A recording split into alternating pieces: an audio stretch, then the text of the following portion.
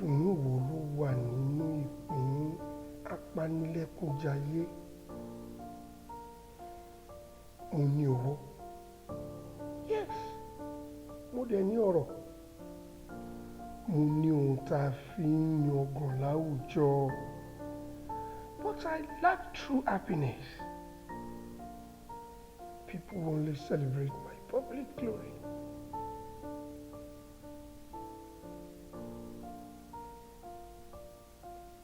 Ìbànújẹ́ ìkọ̀kọ̀ mi ò ṣe é rí fọ́mọ aráyé. If I am not contacted to steal, I kill.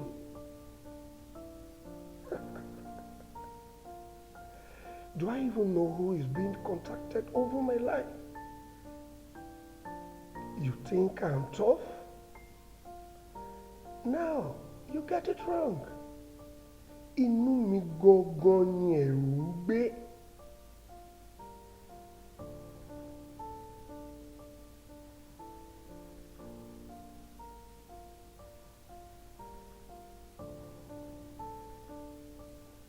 Ṣebí èèyàn ni Olúmídé tó ń gbé nísàlẹ̀ ilé mi.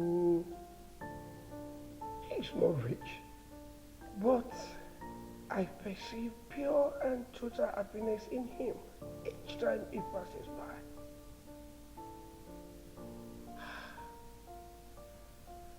God.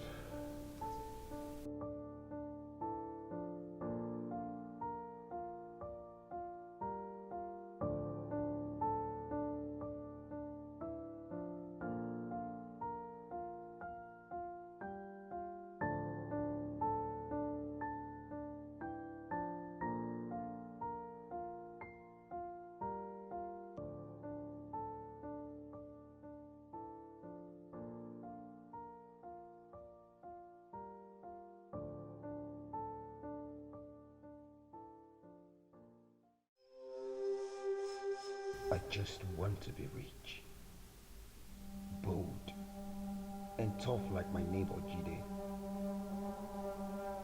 I want to stop being a good man. Egbono, tani good man help no? Mo good títí tí mo fi ka ìwé àkàyè lórí.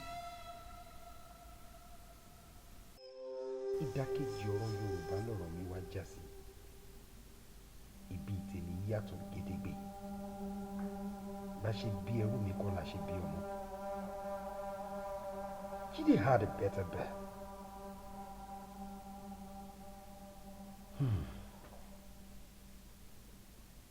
I chose the tough path today. If only I would be like Jide. Mo ní láti súnmọ́ bóyá tí ẹ fi ọ̀nà tó ń gbà hàn mí. Ọlọ́run, fún mi ní àyè láti wọnú ayé lọ, bóyá nǹkan ayé àtọ̀. Tí ó bá wá jẹ́ bákan náà, máa padà wá. Èmi Olúmídé, ọmọ Awóbẹ́ṣe, mo di ọmọ èṣù lẹ́yìn.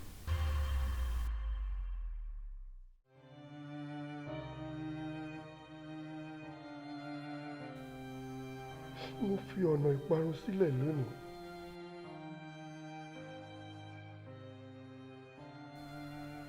Kí Ọlọ́run gbà fún mi.